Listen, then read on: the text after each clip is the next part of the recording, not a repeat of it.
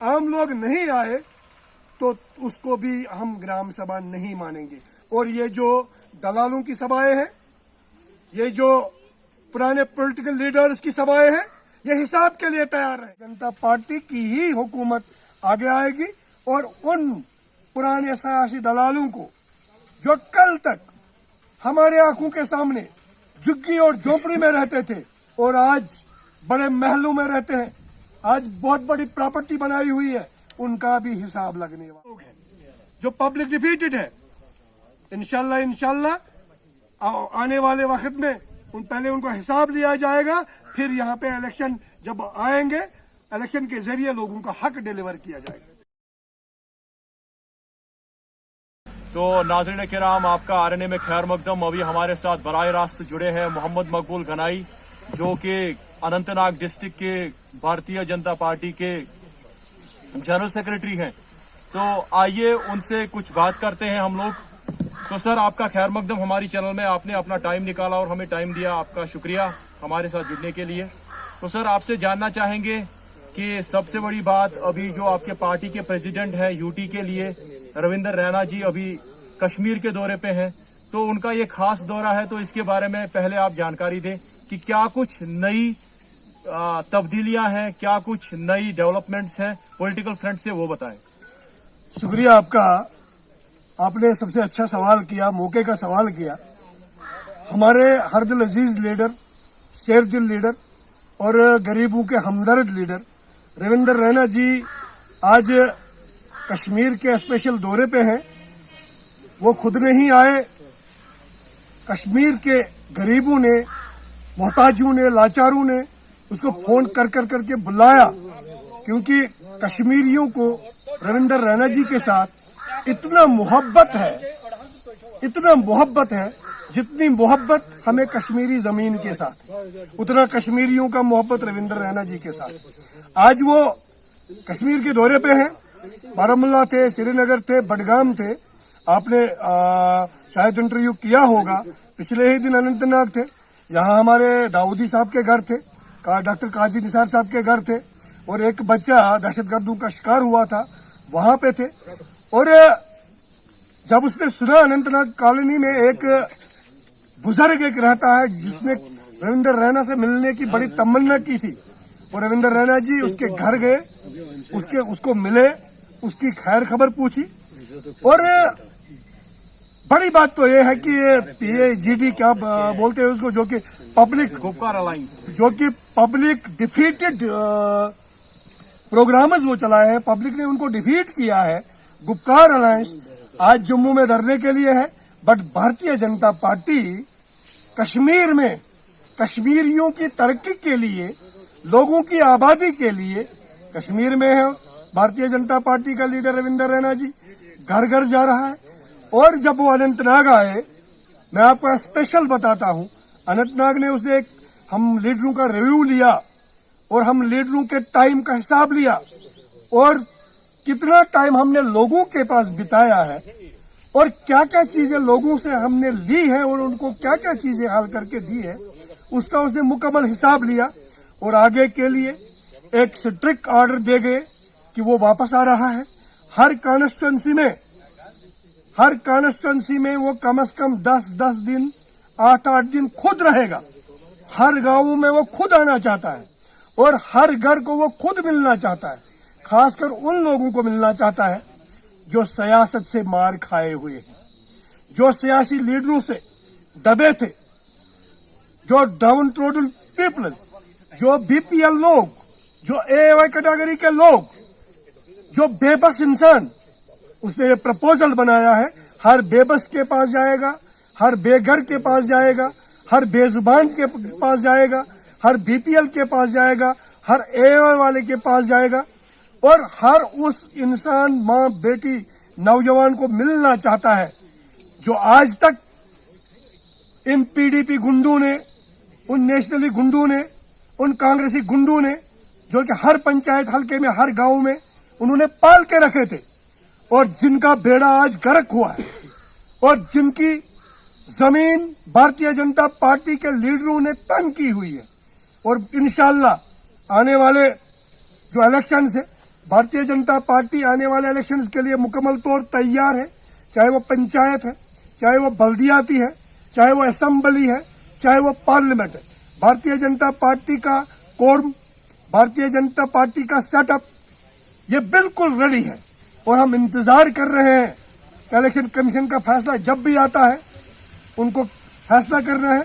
Bharatiya Janata party ready है यहाँ election लड़ने के लिए और भारतीय जनता पार्टी की ही हुकूमत आगे आएगी और उन पुराने सियासी दलालों को जो कल तक हमारे आंखों के सामने झुग्गी और झोपड़ी में रहते थे और आज बड़े महलों में रहते हैं, आज बहुत बड़ी प्रॉपर्टी बनाई हुई है, उनका भी हिसाब लगने वाला है।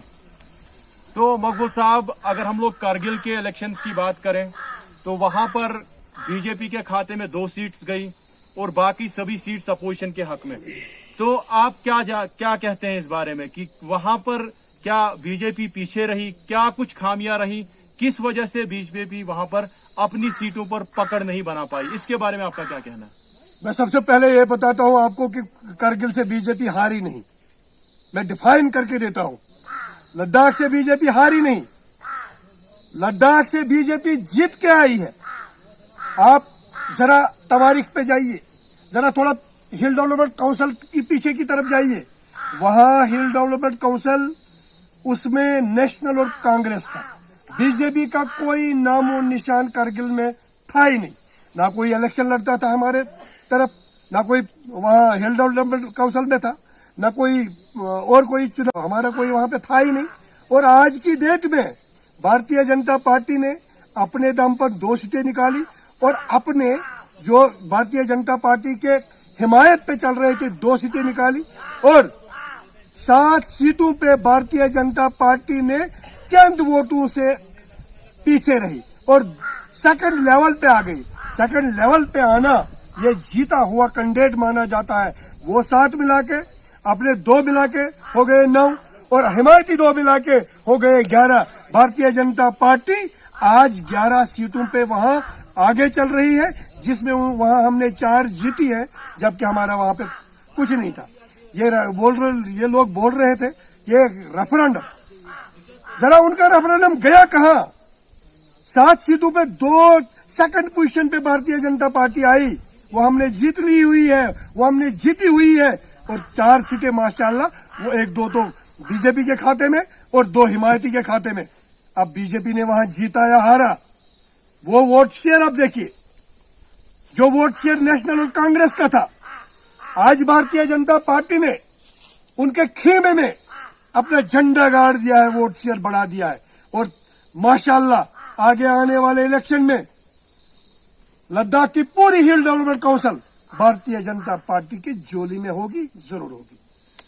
तो इलेक्शंस की बात करें तो अभी तक इलेक्शंस का कोई अप्रोप्रिएट डेट तो सामने आ नहीं रहा है, तो क्या कुछ मुश्किलात हैं, क्या कुछ प्रॉब्लम्स हैं कि इलेक्शंस अभी तक डिक्लेयर नहीं कराए जा रहे हैं पूरे जम्मू एंड कश्मीर के अंदर? अगर आप देखें रिसेंटली जो म्युनिसिपल इलेक्शंस हैं उनको भी डेफर कर दिया गया, पंचायत इलेक्शंस भी अभी डेफर्ड हैं। तो जाए हम बिल्कुल तैयार है, पार्टी ने पंचायत इलेक्शन के लिए बिल्कुल तैयारी मुकम्मल कर ली है, पार्टी ने यूएलबी इलेक्शन के लिए बिल्कुल तैयारी मुकम्मल कर ली है, पार्टी ने पार्लियामेंट इलेक्शन के लिए बिल्कुल तैयारी मुकम्मल कर ली है, पार्टी ने असेंबली इलेक्शन के लिए बिल्कुल तैयारी मुकम्मल कर ली है। हमने बूथ प्रेसिडेंट इलेक्शन जो इलेक्शन बूथ पे हमने एजेंट रखने हैं, हमारे एजेंट तैयार है, बूथ लेवल प्रेसिडेंट्स तैयार है, एएलओज तैयार है, हमारे बीएलओज तैयार है, हमारे वोटर लिस्ट में ट्रांसलेशन बिल्कुल हमने की हुई है, वोटर लिस्ट में हमने एडिशन और डिलीशन कराई है, बिल्कुल हमने कॉन्स्टिट्यूंसीज को, ब्लॉक्स को सेक्टर्स में बांटा है, अलग अलग सेक्टर इंचार्ज इलेक्शन के लिए बनाए हैं और एक सेक्टर इंचार्ज को 3-3 पोलिंग बूथ दिए हैं। हमारी बिल्कुल तैयारी है, पार्टी की बिल्कुल तैयारी है, लेकिन इंतजार अगर है वो इलेक्शन कमीशन का है। इलेक्शन कमीशन ने क्यों इलेक्शन नहीं कराए वो जानते हैं, उनकी एक अलग इंफॉर्मेशन होती है, उनका क्या मामला है।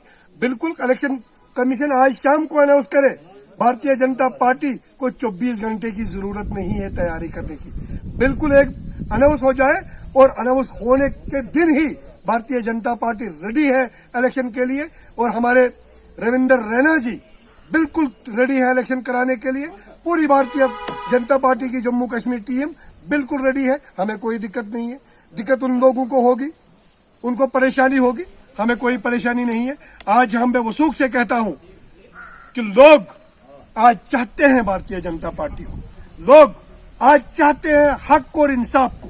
ये हक और इंसाफ की बात भारतीय जनता पार्टी में मिलेगी, भारतीय जनता पार्टी की पंचायत में मिलेगी, भारतीय जनता पार्टी के एमएलए के पास मिलेगा, भारतीय जनता पार्टी के लीडर के पास मिलेगा। और उन लोगों को मैं बताना चाहता हूं जो माफिया लोग हैं, जो पब्लिक डिफीटेड है, इंशाल्लाह आने वाले वक्त में पहले उनको हिसाब लिया जाएगा, फिर यहाँ पे इलेक्शन जब आएंगे, इलेक्शन के जरिए लोगों का हक डिलीवर किया जाएगा। तो मकबूल साहब, आप एक वर्सटाइल पोर्टफोलियो मैनेज करते हैं भारतीय जनता पार्टी में। आप जनरल सेक्रेटरी भी हैं अनंतनाग के लिए, आप वाइस बीडीसी चेयरमैन भी हैं और आप डिप्टी सरपंच भी हैं।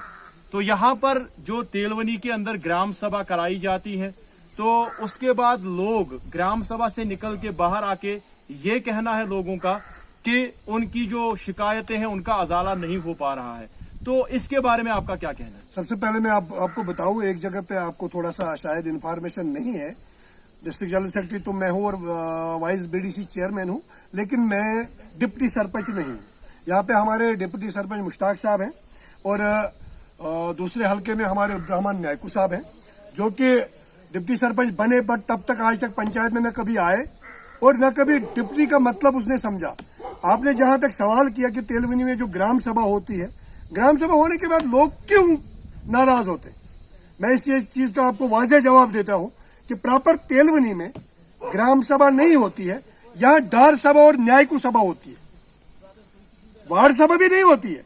यहाँ एक पीडीपी का एक वो ब्रोकर दार नाम का और एक न्यायिक नाम का, दार सभा और न्यायिक सभा यहाँ पे होती है। उस दार सभा और न्यायिक सभा को हमने कैंसिल कर दिया है। यहाँ पे ग्राम सभा होगी और वो लोगों की होगी। एक बंदा बैठ के और उसके हवारी 4-10 बैठ के एक बंदा काम लिखेगा, ये करो ये करो ये करो। जब हमारी नोटिस में आया, जब हमारी नोटिस में लोगों ने जब लिख के लाया और उसको हमने उसी टाइम कलअदम करार दिया, वो कोई ग्राम सभा नहीं है। उसका नाम मैंने आपको बताया, फिर बताता हूँ।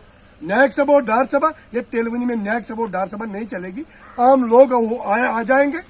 डेट दूसरा अनाउंस होगा, दूसरे डेट पे तुमरीपोरा में एक पार्ट की ग्राम सभा होगी और एक ग्राम सभा वहाँ जो सीएफसी बिल्डिंग में है, यहाँ हेरलामन, बनलामन, ये आधा जड़ीपोरा, तुमरीपोरा, डार रजबदार महला, इसकी ग्राम सभा तुमरीपोरा में होगी और बाकी महलों की वहां होगी।